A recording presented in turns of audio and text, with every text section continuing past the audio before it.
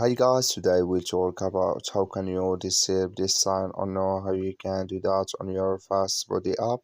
So you just follow these ways, then it's going to work with you. So all you have to do, so you just go down here, you click here on me down here.